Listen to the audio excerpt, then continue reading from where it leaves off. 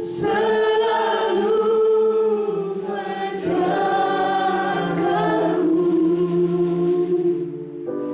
sehelai rambutku tak akan terjatuh tanpa seizinmu.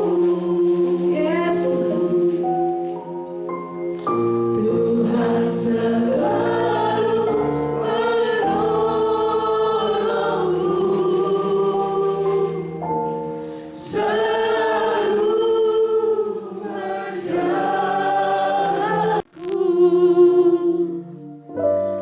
Dia mengenyangkanku dan peliharaku seumur hidupku. Tuhan selalu menolongku.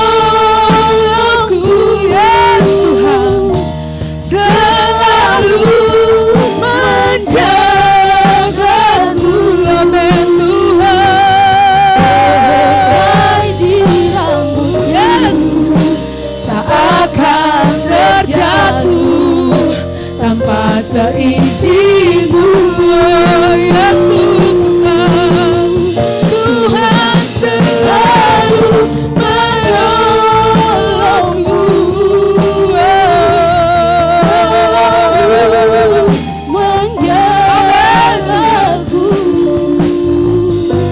Dia mengenyangkanku dan peliharaku seumur hidupku. Dia mengenyangkanku, Tuhan. Dia mengenyangkanku dan peliharaku seumur hidupku. Lebih sungguh lagi Dia mengenyangkanku, Tuhan. Dia mengenyangkanku, peliharaku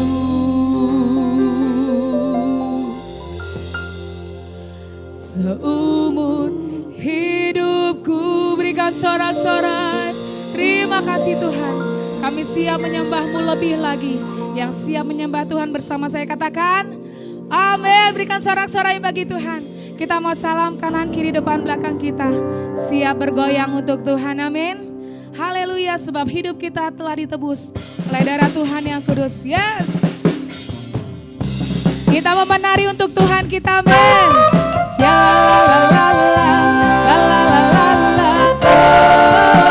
Kita mau bergoyang.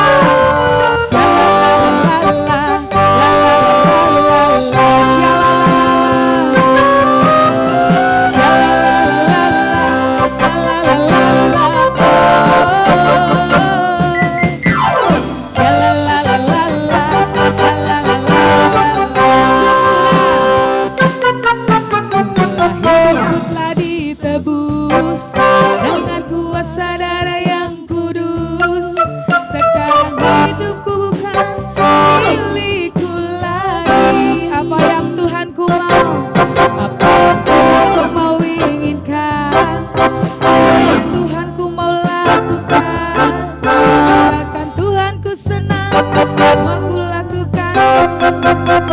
Amin. Suka-sukamu Tuhan,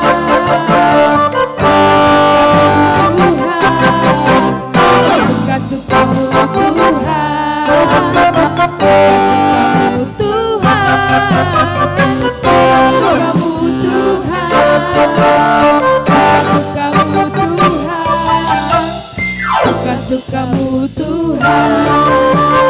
Sekali lagi katakan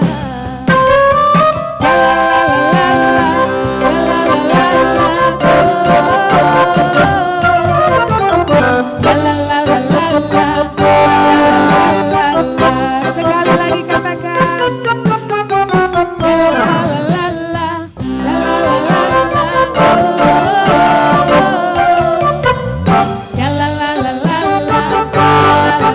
la.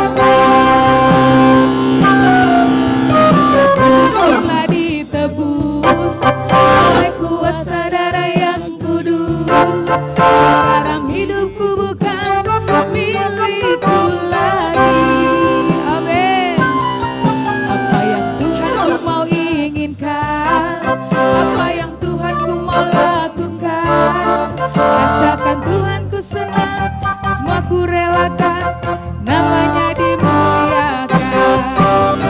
Suka-sukamu Tuhan, amin. Suka-sukamu Tuhan, suka-sukamu Tuhan, suka-sukamu Tuhan, suka-sukamu Tuhan, suka-sukamu Tuhan, suka-sukamu Tuhan, suka-sukamu Tuhan. Syalalala, syalalala, lalalala, oh, syalalala, syalalala, syalalala, syalalala, lalalala, oh, syalalala, lalalala. Haleluya, berikan kemuliaan bagi Tuhan. Masih siap memuji Tuhan, amin. Masih siap menari untuk Tuhan, amin. Beri kami kuasa pagi hari ini Tuhan. Haleluya, menghancurkan setiap musuh-musuh belenggu hidup kami. Haleluya.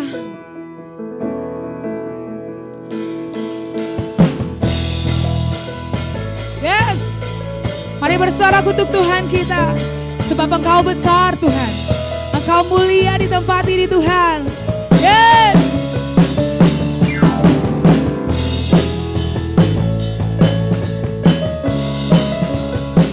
Amin. Mari sama-sama jemaat Tuhan katakan. Ku diberi kuasa dari Raja mulia. Amin. Menaklukkan musuh. Di mana? Di bawah kaki. Amin. Ku pakai kuasa dari Raja. Jika siapa? Jika Tuhan ada bersamaku, siapa jadi? Dengan lebih percaya katakan, jika Tuhan ada bersamaku, siapa jadi lawanku? Yes Tuhan. Sungguh besar Kau Tuhanku, Engkau perisai. Mari berdiri dengan iman. Berdiri dengan iman. Iman dalam Yesus Tuhan. Kau yang memberi kemenangan, ku bersorak, yes Tuhan. Terpujilah Kau Raja, segala raja. Amin, beri kami kuasa-Mu pagi hari Tuhan. Ku diberi kuasa dari Raja mulia. Menghancurkan siapa? Menaklukkan musuh. Amin. Di bawah kakiku, ku pakai kuasa dari Raja. Jika Tuhan ada bersamaku, siapa jadi lawanku? Jika Tuhan ada bersamaku, siapa jadi lawanku? Ya Tuhan, sungguh besar Kau Tuhanku, Engkau perisai hidupku. Amin. Kami berdiri dengan iman kami Tuhan. Yesus Tuhan, Kau yang beri kemenangan, ku bersorak merayakan. Terpujilah Kau Raja. Lebih sungguh lagi katakan, sungguh besar. Sungguh besar Kau Tuhan. Yes Tuhan, Engkau perisai dalam hidup kami. Ku berdiri dengan iman. Amin. Mari kita berdiri dengan iman, percaya kita. Beri kemenangan, ku bersorak merayakan. Terpujilah Engkau Raja, segala raja. Sungguh besar, sungguh besar Kau Tuhanku, Engkau perisai hidup. Yes Tuhan, ku berdiri dengan iman. Iman dalam Yesus Tuhan, Kau yang memberi kemenangan, ku bersorak meraya. Terpujilah Kau Tuhan, yes, segala raja. Terpujilah Tuhan, terpujilah Kau Raja, segala raja. Sekali lagi katakan,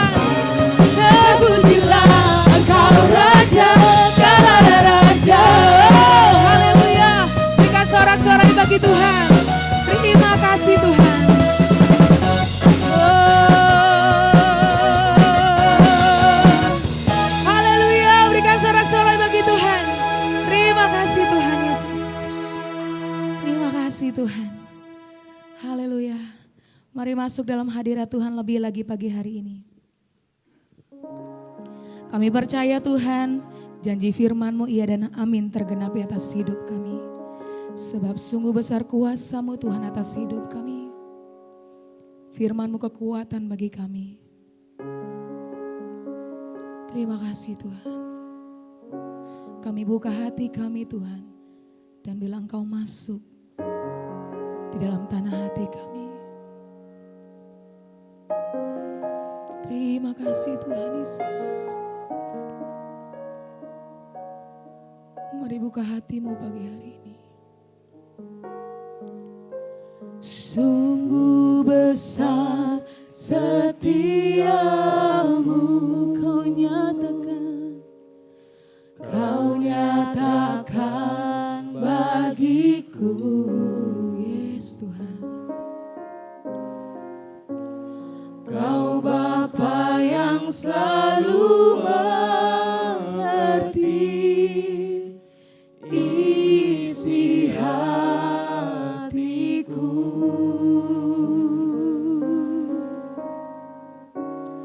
Kemuliaan-Mu kau janjikan, aku tetap percaya. Percaya janji-Mu ajaib, terukir dalam kehidupanku. Yes Tuhan, ku berserah di dalam kekuatan-Mu, hanya Kau segalanya bagiku.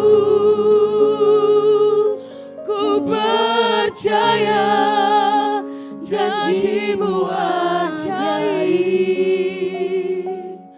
terukir dalam kehidupanku. Ku berserah di dalam kekuatan-Mu, ku percaya.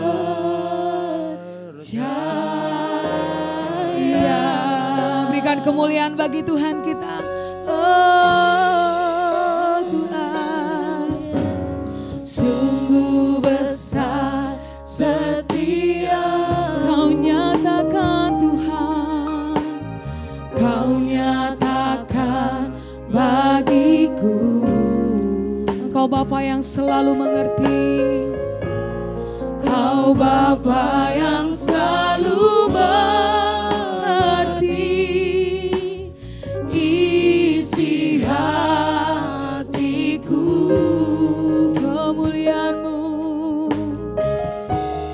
kemuliaan-Mu kau janjikan, aku tetap percaya.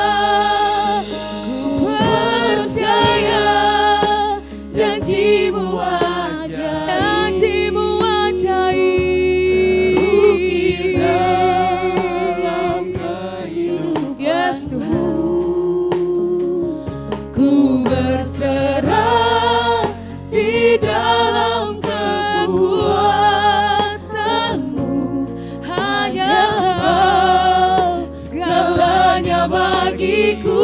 Ku percaya, janji-Mu ajaib dalam kehidupanku. Ku berserah di dalam kekuatan-Mu, ku percaya. Lebih sungguh ku percaya, janji-Mu ajaib, terukir dalam kehidupan.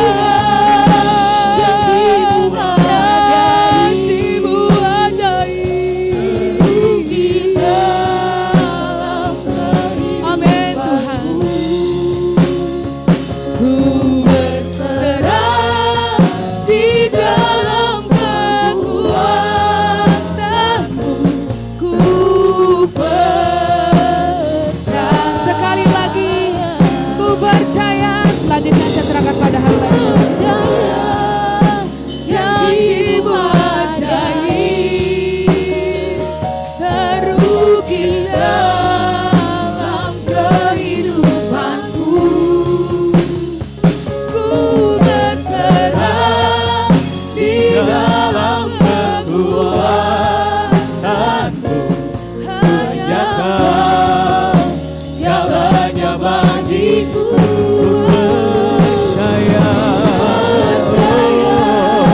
Janjimu ajaib di dalam kehidupanku. Ku berserah di dalam kekuatanmu. Ku berserah di dalam kekuatanmu. Ku berserah di dalam kekuatanmu. Ku berserah di dalam, sekali lagi katakan, ku berserah padamu Tuhan, kekuatanmu ku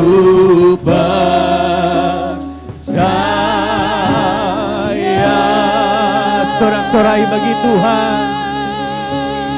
Haleluya. Kami berserah kepada kekuatan Tuhan sepanjang hidup kami. Di dalam apapun yang kami alami dalam kehidupan kami. Kami percaya orang-orang yang percaya kepada Tuhan tidak akan pernah dipermalukan. Orang-orang yang menggantungkan harapan hidupnya kepada Tuhan tidak akan pernah dikecewakan. Kami datang dengan iman untuk mendengarkan suara Tuhan. Berfirmanlah tengah-tengah kami, nyatakan isi hati-Mu bagi setiap kami. Bapa, hati kami siap untuk mendengarkan dan untuk melakukannya dalam kehidupan kami sehari-hari. Kami sambut firman Tuhan dengan hati yang penuh dengan ucapan syukur dalam nama Tuhan Yesus Kristus. Haleluya. Siapa yang siap mendengarkan firman Tuhan, katakan amin. Silakan duduk Bapak Ibu, shalom, selamat pagi. Bapak Ibu, hari ini kita akan belajar kebenaran firman Tuhan tentang bagaimana caranya kita bisa mengiring Tuhan. Bagaimana cara kita mengiring Tuhan Yesus dalam kehidupan kita. Ayat temanya ada dalam Matius pasal yang keempat, ayat yang ke-19 sampai dengan ayat yang ke-20. Firman Tuhan berkata demikian, dan Yesus berkata kepada mereka, marilah ikut aku dan aku akan menjadikan kamu penjala manusia. Dan setelah meninggalkan jala, segera mereka mengikuti dia.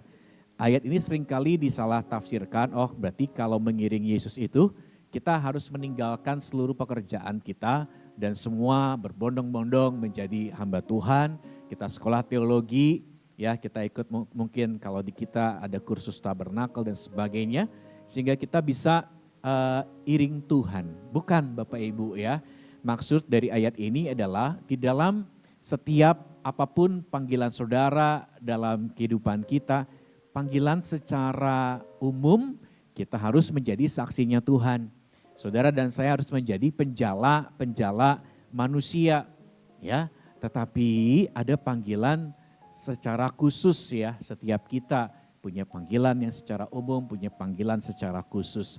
Ya, mungkin saudara tidak melayani seperti saya sepenuh waktu, tapi saudara ada bekerja, saudara berdagang, saudara adalah orang pelajar, saudara mahasiswa. Nah, dalam setiap bidang kehidupan kita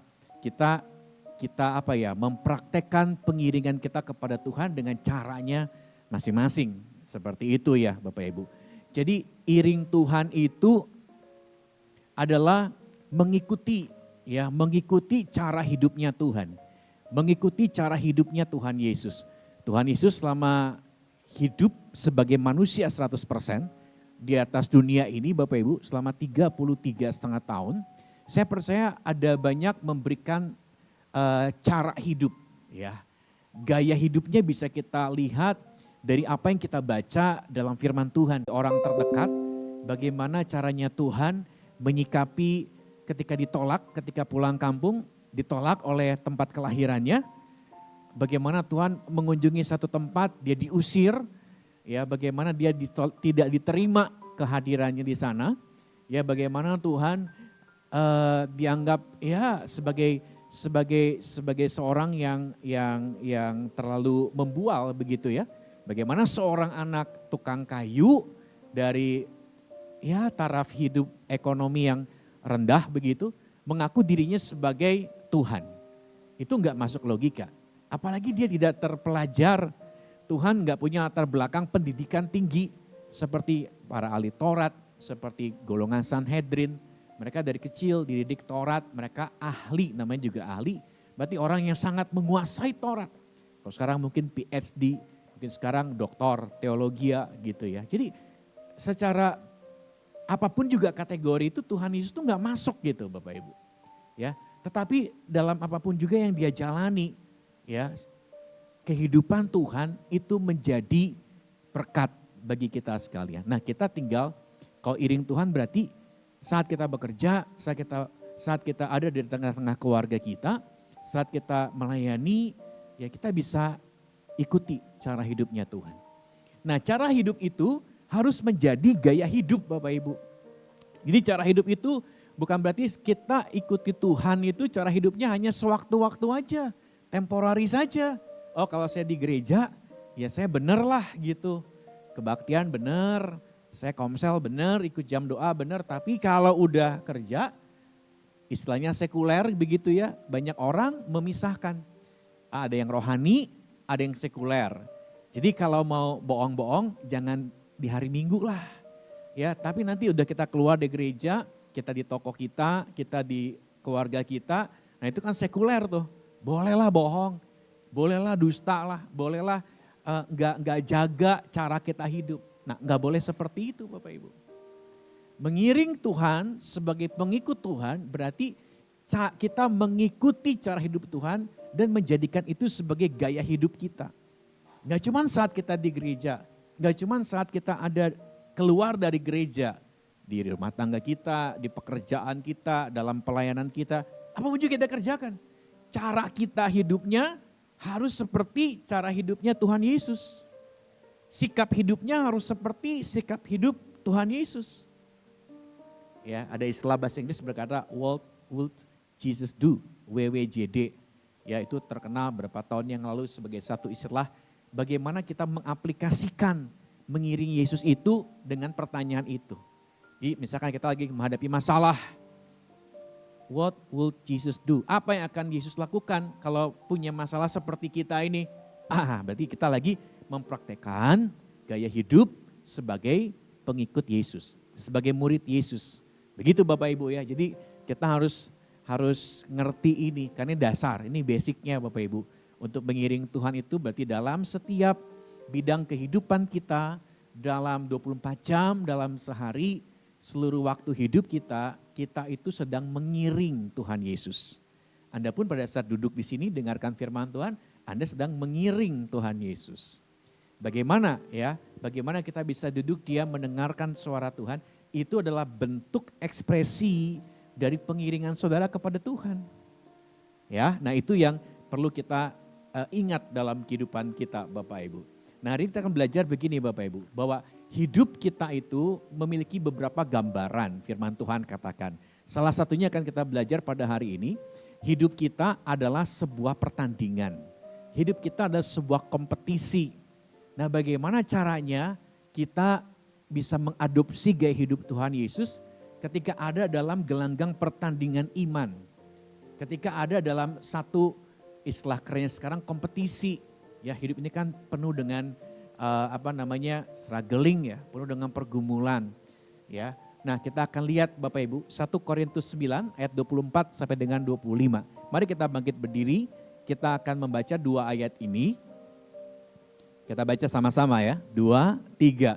Tidak tahukah kamu bahwa dalam gelanggang pertandingan semua peserta turut berlari. Tetapi bahwa hanya satu orang saja yang mendapat hadiah. Karena itu larilah begitu rupa sehingga kamu memperolehnya. Tiap-tiap orang yang turut mengambil bagian dalam pertandingan menguasai dirinya dalam segala hal. Mereka berbuat demikian untuk memperoleh suatu mahkota yang fana. Tetapi kita untuk memperoleh suatu mahkota yang abadi. Katakan amin, silakan duduk Bapak Ibu. 1 Korintus berkata bahwa kita semua adalah orang-orang yang wajib ikut serta di dalam pertandingan iman kita. Kita ada dalam gelanggang pertandingan. Bagaimana cara kita hidup, bagaimana cara kita bertanding, itu ada banyak orang menyaksikan. Kalau gelanggang, kita coba imajinasikan pada saat surat ini ditulis kepada jemaat di Korintus, pada saat itu orang-orang Romawi menguasai daerah Israel. Dan pada masa itu banyak sekali yang namanya pertandingan-pertandingan. Ada pertandingan gladiator, orang yang terampil pakai senjata, diadu gitu ya Bapak Ibu. Ada dalam satu gelanggang. Dalam satu gelanggang ada banyak rakyat yang nonton dan orang-orang yang bertanding itu dimasukkan ke dalam gelanggang itu. Dan biasanya mereka itu akan bertarung sampai mati, sampai menang. Menangnya itu sampai salah satu lawannya mati. Ya, ketika akan dibunuh begitu tergantung dari tanda yang diberikan oleh Kaisar Roma biasanya. Kalau tandanya gini berarti kasih dia hidup, yang kalah itu kasih dia hidup. Tapi kalau tandanya begini, penggal kepalanya, bunuh orang yang kalah itu. Dan semua ketika eksekusi kemenangan itu, wah semua audiens itu bersorak-sorai. Ya jadi saksi-saksi yang ada, orang-orang yang nonton itu seperti haus akan kemenangan. Itu yang nonton. Tetapi yang ada dalam gelanggang pertandingan harus punya mentalitas, saya nggak boleh kalah. Karena kalau saya kalah berarti saya mati. Jadi berjuangnya sampai sebegitunya tuh Bapak Ibu. Nggak boleh kalah, karena kalau kalah berarti mati. Mati di dalam gelanggang pertandingan. Nah tapi bagi orang-orang yang menang, mereka tahu ketika mereka menang, mereka dapat mahkota kemenangan. Nah firman Tuhan katakan, lihat orang yang bertanding itu, cara dia bertanding itu seperti itu. Sungguh-sungguh. Karena dia tahu ini menyangkut tentang hidup dan matinya dia. Ujungnya itu mati atau ujungnya itu menang. Maka dia bertandingnya sungguh-sungguh. Nah berarti ini juga buat kita ya, buat saya dan saudara. Yuk kita sama-sama koreksi diri Bapak Ibu. Bagaimana cara hidup kita pada hari ini? Ada begitu banyak saksi bagaikan awan yang mengelilingi kita. Kitab Ibrani katakan. Kita ada dalam gelanggang perlombaan iman kita. Kita menghadapi masalah setiap waktu. Kita menghadapi kesukaran setiap waktu karena iman percaya kita. Kita menghadapi orang-orang yang mempertajam kita. Kita seperti besi yang ditajamkan dengan besi. Manusia ditajamkan dengan sesama manusianya. Orang itu baik orang yang belum kenal Tuhan, kita mungkin punya satu konflik dengan dia, maupun tuh orang yang terdekat, orang yang seiman. Ditujukan untuk mempertajam kita, ditujukan untuk menggesek kita. Tapi tujuan itu semua bukan untuk membunuh iman kita. Tapi supaya kita bisa punya cara bertanding yang benar. Cara bertanding yang sesuai dengan cara hidupnya Tuhan Yesus Bapak Ibu. Ya, nah bagaimana cara kita bertanding pada hari ini Bapak Ibu? Tentu berbagai macam model permasalahan ya yang sekarang sedang kita hadapi. Nah apakah kita sudah bertanding seperti caranya Tuhan Yesus bertanding? Sudahkah kita bertanding dengan cara yang benar, dengan iman yang benar? Ya, jadi kita akan coba belajar hari ini ya Bapak Ibu. Nah dikatakan yang berikutnya, mereka lari begitu rupa sehingga mereka bisa memperoleh mahkota. Ya berarti kita harus bertanding begitu rupa, sungguh-sungguh bertanding supaya kita bisa memperoleh mahkota yang tidak fana. Kemenangan iman kita di ujungnya ketika nama kita disebut, orang akan berkata dia rest in peace, dia rest in faith. Dia telah mengakhiri pertandingan imannya. Cara dia bertanding luar biasa, seluruh audiens sangat diberkati dengan kehidupannya. Karena mereka lihat Yesus hidup dalam kehidupannya. Yesus hidup dalam setiap sikap dan perkataannya Bapak Ibu. Tiap-tiap orang yang turut mengambil bagian dalam pertandingan, menguasai dirinya dalam segala hal. Mereka akan bisa melihat bagaimana cara kita menguasai hati kita, menguasai sikap kita, menguasai pikiran kita, menguasai perkataan kita. Saya kita ada dalam gelanggang pertandingan iman kita. Yang tentunya jalan iring Tuhan itu gak mudah. Gak selalu pemandangannya indah kiri kanan dan di depan Bapak Ibu. Ya, ada banyak mungkin dari kita justru lewat lembah kekelaman, lewat lembah bayang-bayang maut, sesuatu yang gak pasti akan masa depan, tapi kita tetap melangkah begitu ya. Nah, itulah jalan iring Tuhan Bapak Ibu. Jalan iring Tuhan itu sukar, dan hanya bisa ditempuh dan dimenangkan perjalanan itu oleh orang-orang yang sungguh-sungguh beriman kepada Tuhan.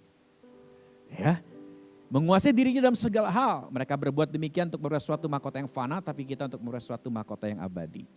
Kita belajar pelajaran pertama dari kompetisi atau dari hidup adalah sebuah pertandingan. Pelajaran hidup pertamanya apa?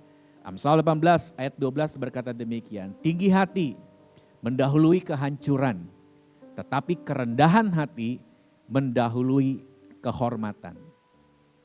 Pada saat kita ada dalam pertandingan iman, dalam gelanggang perlombaan iman kita Bapak Ibu, itu semua dimaksudkan Tuhan untuk memunculkan dalam hati kita yang namanya kerendahan hati. Ya, kerendahan hati. Tinggi hati mendahului kehancuran, tetapi kerendahan hati mendahului kehormatan. Terjemahannya katakan mendahului kemenangan, mendahului peninggian. Firman Tuhan katakan peninggian datangnya bukan dari barat, bukan dari timur, bukan dari si A, bukan dari si B, tapi dari tangan Elohim, dari tangan Tuhan yang Maha Kuasa. Ditinggikan yang seseorang dan direndahkan yang lainnya. Dia punya prerogatif untuk mempromosikan, untuk memberkati, untuk meninggikan seseorang atau bahkan mencopot seseorang, menurunkan seseorang. Kuasanya Tuhan Bapak Ibu. Nah, dari situ kita belajar bahwa lewat yang namanya pertandingan berarti itu dimaksudkan Tuhan supaya dalam hati saya dan saudara muncul yang namanya kerendahan hati. Kerendahan hati saat menang. Kenapa? Ada banyak orang ketika dia telah menang, ketika dia telah diberkati dengan luar biasa, mereka menjadi tinggi hati. Apa tandanya Bapak Ibu?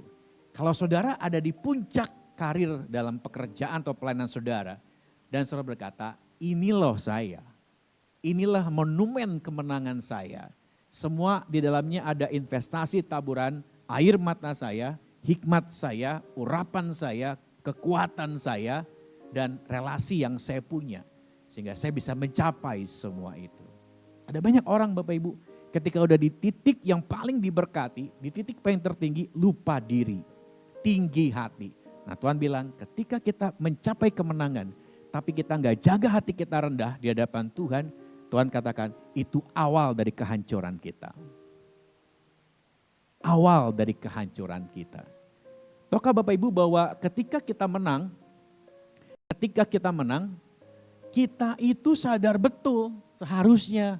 Kalau orang rendah hati itu tahu, saya bisa menang, saya bisa gol. Ya, orderan saya bisa diberkati dengan melimpah, saya dinaikin jabatannya jadi lebih tinggi yang tentu akan berbanding lurus dengan income yang saya dapat gitu. Itu semua adalah dari Tuhan. Ya, itu semua dari Tuhan. Jadi orang yang rendah hati sadar betul semua berasal dari Tuhan. Sehingga apa?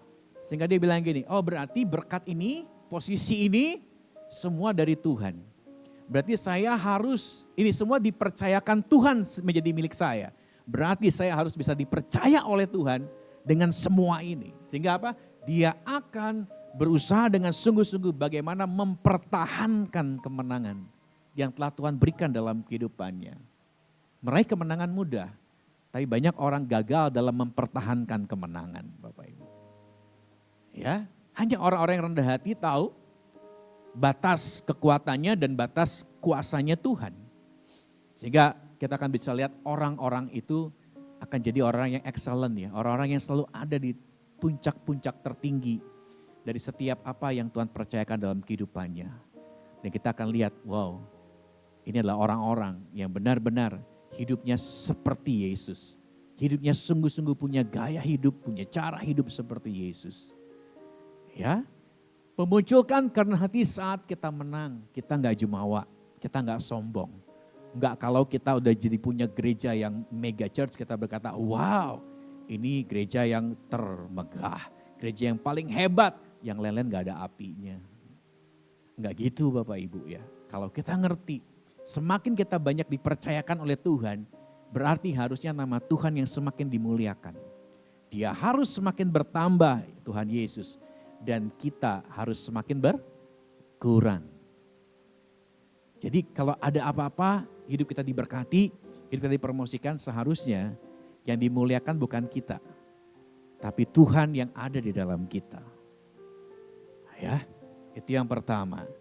Yang kedua, memunculkan kerendahan hati saat kita kalah. Karena jujur Bapak Ibu, kita masih manusia. Ada yang saudara setiap kali ada pergumulan iman, Anda pasti selalu menang. Kalau saya enggak Bapak Ibu. Ada waktunya saya kalah. Ada waktunya saya enggak berhikmat. Ada waktunya saya mengandalkan hikmat saya sendiri. Ada waktunya saya mengandalkan cara saya sendiri. Ada waktunya saya mengandalkan pengalaman saya di masa lalu. Sehingga saya menempatkan Tuhan di tempat yang paling terakhir. Coba dulu dengan cara saya. Coba dulu dengan pengalaman masa lalu saya. Biasanya berhasil. Tapi kalau dengan cara-cara itu enggak berhasil, baru saya datang doa sama Tuhan. Tuhan tolong. Jadi Tuhan buat saya jadi penyelesai masalah. Dan masalah itu adalah masalah-masalah yang saya buat sendiri. Karena saya menempatkan Tuhan di tempat yang paling buncit. Dan yang di tempat yang ke-1, kedua adalah hikmat saya, kehebatan saya, kepintaran saya, pengalaman masa lalu saya. Yang berhasil gitu dan relasi yang saya punya.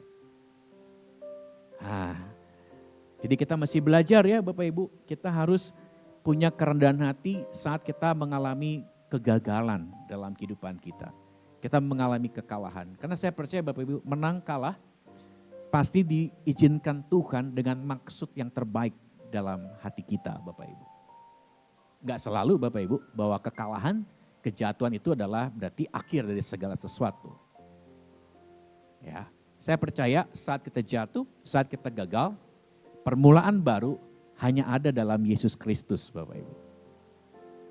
Bagi orang-orang yang mau apa? Yang mau menolak untuk berhenti dan menyerah. Ada banyak orang kan ketika gagal dan jatuh berhenti, quit, stop. Saya gak layak Tuhan. Dan dia terus mengasihani dosanya itu, kejatuhannya, sehingga dia mulai menyembunyikan diri. Gak mau lagi melayani, gak mau lagi beribadah, gak mau lagi doa, gak mau lagi baca Alkitab, gak mau lagi nyanyi, nyembah, apalagi. Menarik diri, menyembunyikan diri. Berarti apa? Dia memilih untuk stop. Stoplah Tuhan, berhentilah sampai sini. Saya udah gak mau lagi, saya udah kalah, saya udah gagal, saya udah menyerah. Pada seharusnya pada saat kita kalah, kalau kita adalah orang yang rendah hati, kita menolak untuk berhenti dan menyerah Bapak Ibu. Karena Firman Tuhan berkata gini, kalau kita orang benar, 7 kali orang benar jatuh, gagal, Firman Tuhan katakan apa? Dia akan bangkit kembali. Beri sikap hati kita saat kita kalah, saat kita merasa gagal, itu menunjukkan Anda dan saya orang fasik atau orang benar. Kalau Anda berhenti dan memilih untuk menyerah, firman Tuhan yang katakan bukan saya, berarti kita masih menjadi orang fasik. Karena kan Yesus berkata, tapi orang fasik sekali dia jatuh, maka dia akan roboh untuk selama-lamanya. Itu tandanya, indikatornya itu Bapak Ibu. Bagaimana menyikapi hati kita saat kita salah, saat kita gagal, saat kita enggak memperoleh kemenangan, saat kita mungkin belum diberkati, belum goal apa yang menjadi rencana kita. Sehingga akan membawa kita kepada kemenangan yang tertunda di waktu sebelumnya. Ini kan istilah umum ya, bahwa kegagalan adalah sebuah kemenangan yang tertunda. Tapi kalau Anda berhenti, Anda menyerah, Anda gak akan beralih kepada kemenangan yang tertunda itu. Akan terus ada dalam kegagalan itu. So, itu jangan berhenti dan jangan menyerah. Ya. Bangun lagi Bapak Ibu, belajar dari kekalahan itu. Belajar, ambil tarik pelajaran apa. Supaya saya gak mudah kalah oleh situasi, oleh kondisi, oleh fakta. Ya, Jadi mari hari ini kita belajar ya Bapak Ibu, kita akan bisa melihat ada banyak cerita ya tentang orang-orang atau satu kelompok yang mengalami kekalahan dan dalam tahun berikutnya mereka bangkit dan mereka meraih kemenangan. Ya, ada banyak cerita Bapak Ibu ya, ada banyak cerita tentang orang-orang yang seperti ini yang menolak untuk menyerah, menolak untuk berhenti, tapi mereka bangkit lagi, mereka belajar lagi dari kegagalannya dan kita bisa melihat mereka meraih kemenangan mereka yang tertunda saat mereka kalah di waktu yang berikutnya. Saya berdoa Anda dan saya seperti itu. Ya, nggak mudah menyerah, nggak mudah untuk berhenti. Stop, iring Tuhan. Sekarang stop.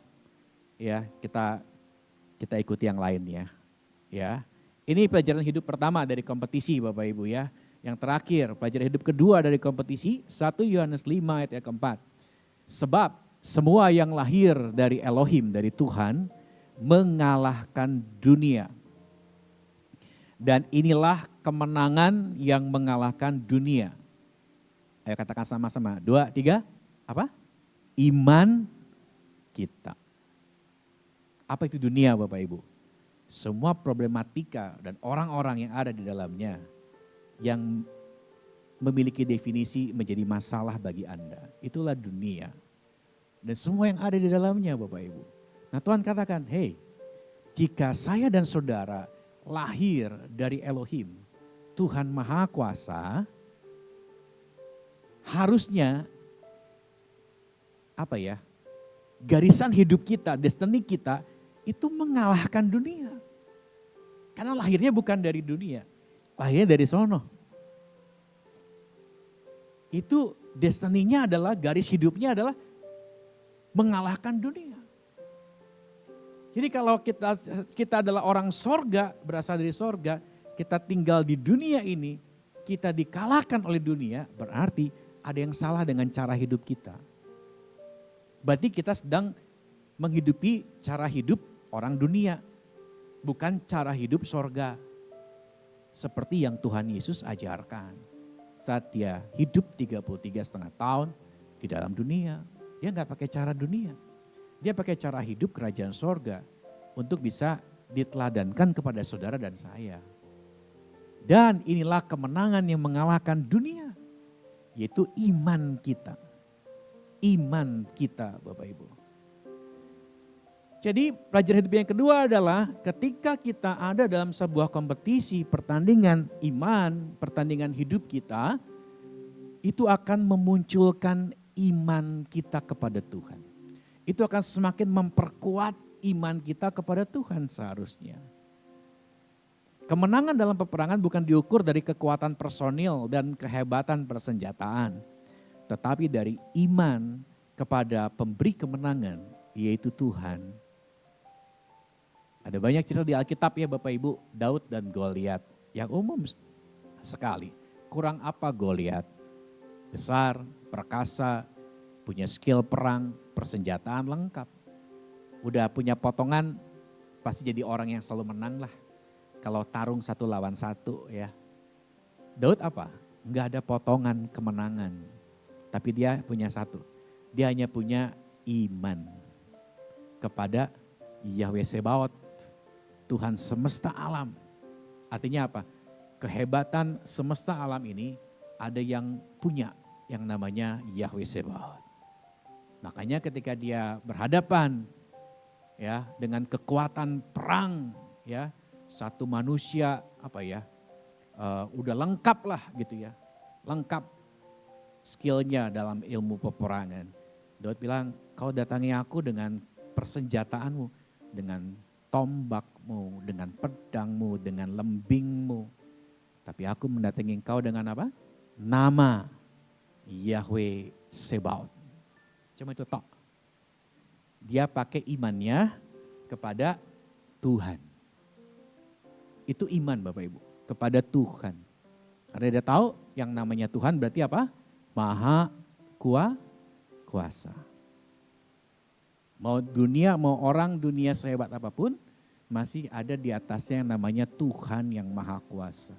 Yahweh Sebaot, Yahweh yang memiliki alam semesta ini. Saya bisa lihat samudra yang sangat luas. Ya, saya itu nggak takut dengan yang namanya laut, Bapak Ibu. Kalau lihat laut lepas begitu ya, saya ngeri. Apalagi kalau lihat ombak. Saya pernah melayani di Pulau Putri. Perjalanannya 2,5 dari Marina ya. Wah, itu dihempas-hempaskan ya kendaraan yang kita pakai. Dan saya berpikir kita ada di lepas pantai, di lepas laut. Wah, luas sekali. Ya, kalau lihat ombak gitu ya, lihat ini, ngeri. Karena saya nggak bisa berenang Bapak Ibu. Ya, saya ingat sekali waktu itu ada Natal di pulau tersebut, kami layani begitu. Tanggal 26 Desember, saya lupa 2000 berapa ya. Waktu tsunami Aceh itu berapa ya? Tahun berapa ya? 2000 berapa ya? Tsunami Aceh 2004. Nah Bapak Ibu, saat tsunami di Aceh, saya ada di Pulau Putri dengan salah seorang rekan pendeta. Saya khotbah, dia main musik. Saya bisa bayangkan, saya di tengah laut, terus dengar di Aceh tingginya berapa meter? Tsunami itu. Wow, betapa dahsyat ya. Kalau laut bergelora, samudra, wah gitu ya. Kalau saya lihat di TV gitu. Nah tahukah saudara, ada yang lebih dahsyat dari laut yang bergelora itu. Dan ada yang punya tuh, semua yang dahsyat alam semesta ini. Namanya Yahweh Sebaot. Iman Daud kepada Yahweh itulah yang membuat dia berani. Dan yang membuat dia apa? Menang. Ya, yang mengalahkan dunia adalah iman. Dan tahukah saudara, mahkota kehidupan yang tadi di ayat yang 1 Korintus yang kita baca, yang akan diberikan kepada saudara dan saya yang mencapai garis akhir. Saudara cari ya di firman Tuhan. Mahkota kehidupan diberikan kepada siapa? Kepada setiap orang percaya kepada Tuhan Yesus Kristus yang mempertahankan imannya sampai akhir hidupnya. Ketika Anda memelihara iman Anda kepada Tuhan lebih dari kepada fakta dan kenyataan yang ada, berarti mahkota kehidupan itu sangat layak untuk Anda dan saya terima. Karena mahkota kehidupan hanya bagi orang yang mempertahankan imannya sampai akhir kehidupannya. Enggak peduli fakta dan kenyataan apapun yang menimpa hidupnya. Dia sangat melekat kepada imannya kepada Tuhan Yesus Kristus. Saya berdoa kita semua bisa menarik kedua pelajaran ini jadi satu pelajaran yang hidup bagi kita. Amin. Dan kita bisa melakukannya dalam kehidupan kita. Mari kita bangkit berdiri Bapak Ibu.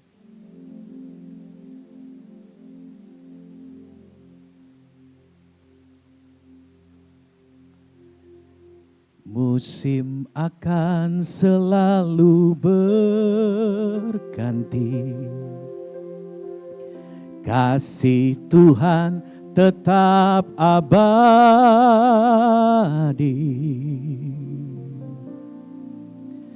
Tak akan berubah sampai selamanya.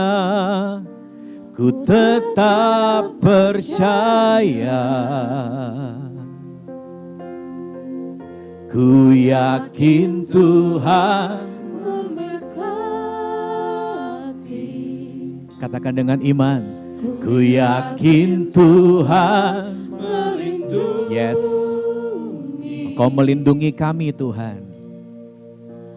Burung di udara Tuhan pelihara karena kasih-Nya. Katakan Tuhan selalu menolongku. Tuhan selalu menolongku. Selalu menjagaku. Sehelai di rambutku tak akan terjatuh tanpa seizin-Mu. Ini iman kami Tuhan. Tuhan selalu menolongku. selalu menjagaku.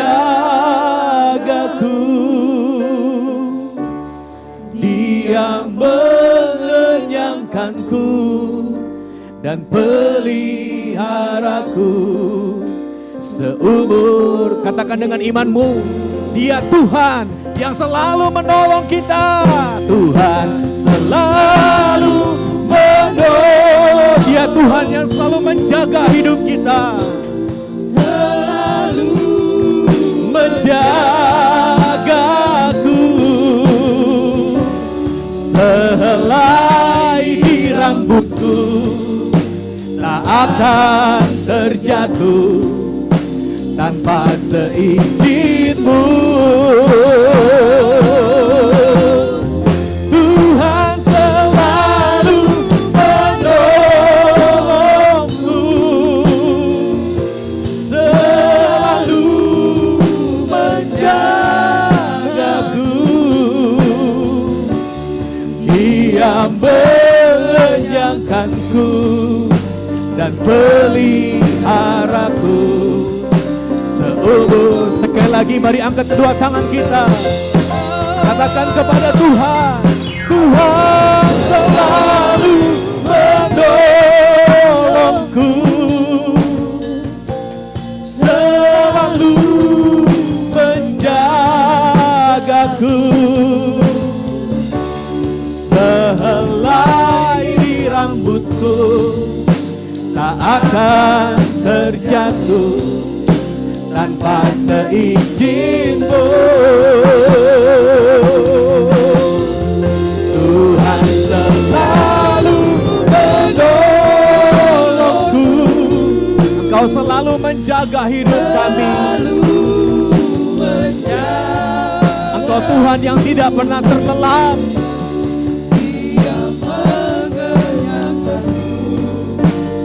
Peliharaku seumur hidupku. Bagi saudara yang telah memutuskan berhenti dan menyerah, pagi hari ini firman Tuhan berkata, bangkit. Bangkit. Kekalahanmu Tuhan izinkan supaya engkau benar-benar mengakui bahwa engkau terbatas.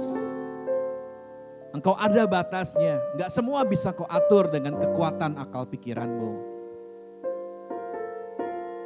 Ketika engkau gagal, yang Tuhan mau adalah engkau menekuk lututmu. Dan kau berkata kepada Tuhan, hanya Engkau saja Tuhan dalam hidupku. Hanya Engkau saja Tuhan yang membuat aku menang. Yang membuat aku punya awal yang baru atas kegagalan dan kejatuhanku. Hanya karena kasih karunia-Mu aku bisa bangkit. Hanya karena kemurahan-Mu aku diberkati. Karena berasal daripada-Mu lah semua berkat-berkat di tanganku. Semua berasal daripada-Mu ya Yahweh Sebaot. Dan seharusnya semua kembali bagi kemuliaan nama-Mu. Bukan bagiku.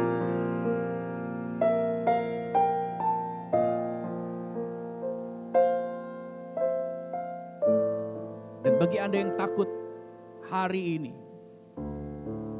jangan pandang masalahmu, pandang Tuhanmu yang Maha Kuasa. Pakai imanmu.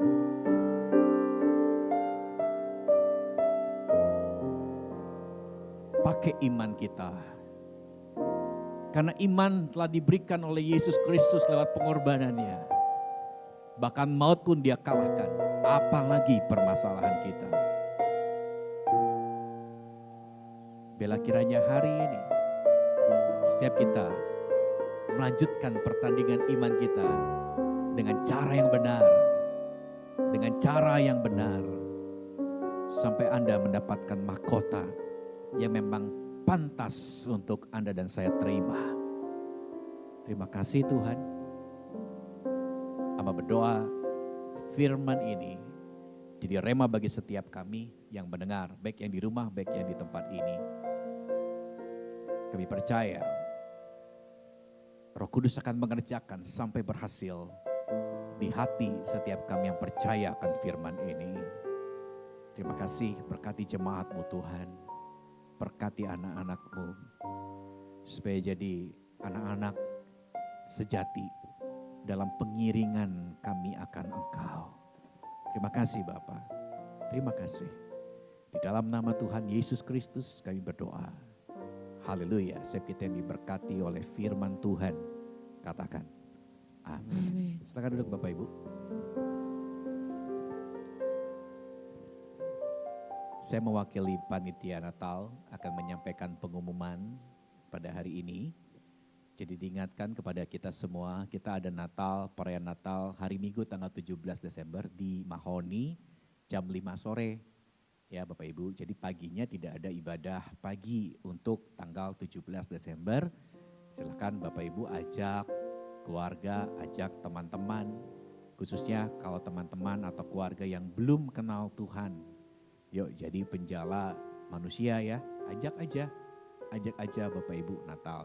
Jika ada mungkin kerabat atau apa kenalan dan Anda membutuhkan undangan untuk mengundang nama-nama tersebut untuk hadir dalam perayaan Natal kita, saudara bisa hubungi panitia Natal sepulang ibadah di sini ya. Nanti ada di meja asyar panitia Natal, saudara silakan hubungi. Ya, saya mau undang si A, saya pengen undang si B, boleh Bapak Ibu ya. Lalu hari ini kantin sukacita dan barang bekas, barkas kita khusus hari ini ditiadakan Bapak Ibu. Kantin dan barang-barang bekas akan kembali diadakan minggu depan ya, minggu depan. Jadi setelah ibadah pagi ada kantin dan ada barkas. Barkas dan kantin ini sekali lagi untuk budget perayaan Natal kita Bapak Ibu ya.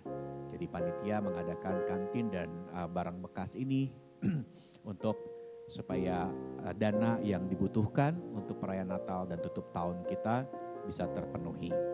Lalu yang terakhir amplop persembahan Natal. Bapak Ibu sudah dibagikan amplop persembahan Natal atau janji iman Natal. Ya, sudah dibagikan dan panitia sudah menginformasikan nominalnya untuk segera diinformasikan kepada panitia ya. Nominalnya saja. Nah, untuk mempersembahkannya atau untuk merealisasikan persembahan Natal atau janji iman Bapak Ibu itu bisa pakai dua cara ya, pakai dua cara. Yang pertama bisa menggunakan cash atau amplop yang sudah diberi. Jika ada Bapak Ibu yang belum menerima amplop persembahan khusus Natal atau janji iman Natal, sepulang ibadah di meja asyar bisa berjumpa dengan istri saya atau panitia Natal yang lain untuk mendapatkan amplop persembahan Natal. Nah, saudara bisa kasih masukkan janji iman saudara ke amplop tersebut dan berikan kepada panitia Natal. Ya, seharusnya ke seksi dana ya, Ibu Lydia Magdalena, tapi hari ini tidak hadir. Jadi bisa ke panitia yang lain ya, Bapak bisa kasih. Lalu yang kedua bisa juga via transfer ke rekening bank atas nama panitia ya, rekening bank panitia Natal maksud saya, yaitu ke BCA nomor rekening 6840214999 atas nama Nikodemus Arisinya ya. Jadi nah Bapak Ibu, kedua cara realisasi dari janji iman Bapak Ibu itu punya deadline ya, punya batas akhirnya. Batas akhirnya adalah dari panitia minggu terakhir dari bulan ini ya, tanggal 25 November ya, untuk betul ya 25 November ya, 26 ya benar, 26 November hari Minggu saudara bisa merealisasikan janji iman saudara ya, untuk bisa awal Desember kita bisa ngerti ya sudah tersedia berapa, dan dengan dana yang terkumpul itulah kita akan merayakan Natal dan tutup tahun kita ya. Karena nanti di bulan Desember saya akan umumkan sesuatu hal lagi Bapak Ibu ya. Jadi kita minta kerjasamanya yang baik ya, bagi Anda yang di rumah mungkin yang mendengarkan pengumuman ini dan Bapak Ibu sekalian yang tempat ini, mari kita sama-sama ya, panitia bekerja lelah, saudara juga sama-sama kita berpartisipasi ya. Kalau ada hal yang lainnya yang ingin tanyakan, silakan hubungi panitia Natal di meja Asher. Bisa istri saya, bisa saya nggak lihat yang lainnya ya. Ya, saya sederhana Ibu Lydia dan bendaranya Pak Ricci ya. Ya, jadi ya Bapak Ibu harusnya pagi ini Pak Ricci yang khotbah, saya sore. Cuman ada miss jadi Pak Ricci sore, saya pagi ya. Untungnya saya udah siap. Baik, itu aja mungkin. Ada lagi yang mau ditambahkan dari panitia Natal? Ya, Bapak Ibu kalau ada pertanyaan silakan nanti di meja Asher bisa mungkin istri saya nanti bisa menjelaskan ya tentang persembahan dan janji iman ini. Baik, kita akan mempersembahkan yang terbaik pada hari ini. Saya undang pelayan kolektan untuk maju ke depan. Kita akan mempersembahkan persembahan kita dan ekstra persembahan kita. Oh iya, ya nggak apa-apa, kolektan bisa maju ke depan. Silahkan berdiri dulu sebentar, ada satu pengumuman yang saya lupa. Ya Bapak Ibu, hari Jumat ini tidak ada doa malam.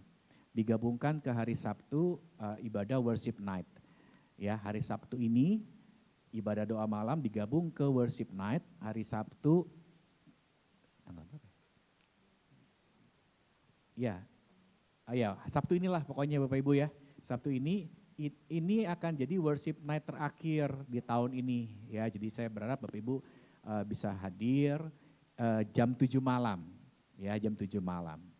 Jam 7 malam Bapak Ibu ya. Baik. Silakan para kolektor untuk maju ke depan. Kita akan berdoa terlebih dahulu ya Bapak Ibu untuk persembahan dan ekstra persembahan kita pagi hari ini. Mari kita berdoa. Bapak, terima kasih untuk setiap berkat yang dilimpahkan dalam kehidupan kami. Kami tahu betul semua yang ada dalam hidup kami, berkat-berkat ini berasal daripada-Mu. Sebab itu kami mau memuliakan Engkau dengan berkat yang daripada-Mu. Kami memberi dengan iman dan memberi dengan sukacita. Karena kami mengasihi Tuhan. Terimalah persembahan dan ekstra persembahan kami untuk kemuliaan Tuhan. Dalam nama Tuhan Yesus Kristus. Haleluya. Amin.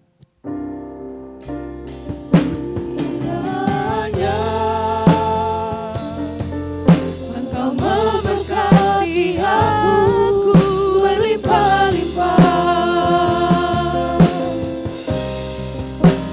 dan memperluas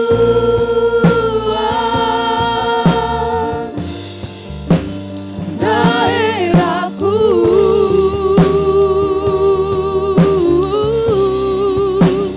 dan kiranya tanganmu menyertai aku dan melindungi aku daripada malapetaka, sehingga kesakitan tidak menimpa aku. Mari kita bangkit berdiri bersama-sama. Kiranya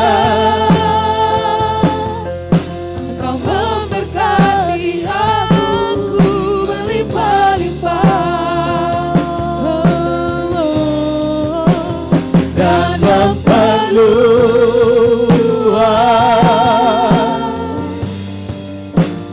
daerahku.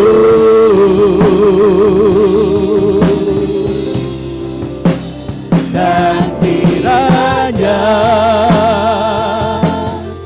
tanganmu menyertai aku dan melindungi aku daripada malapetaka, sehingga kesakitan tidak menimpa aku. Mari kita angkat dua tangan kita.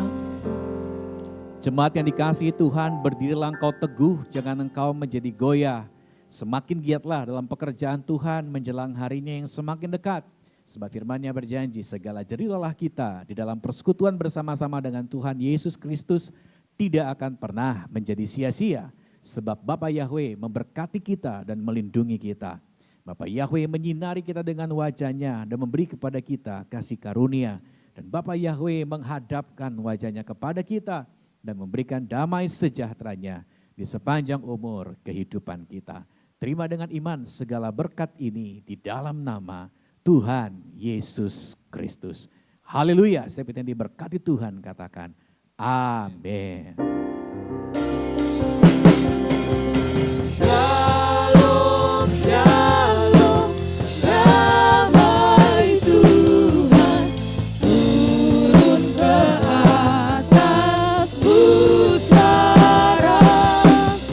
Shalom, shalom, damai Tuhan sekarang dan selamanya. Seperti sungai mengalir, lembut gemercik, seperti burung merpati, damai surgawi. Shalom, shalom, diberkatilah kau sekarang. Berkat atas nama Bapa, Putra, Roh Kudus.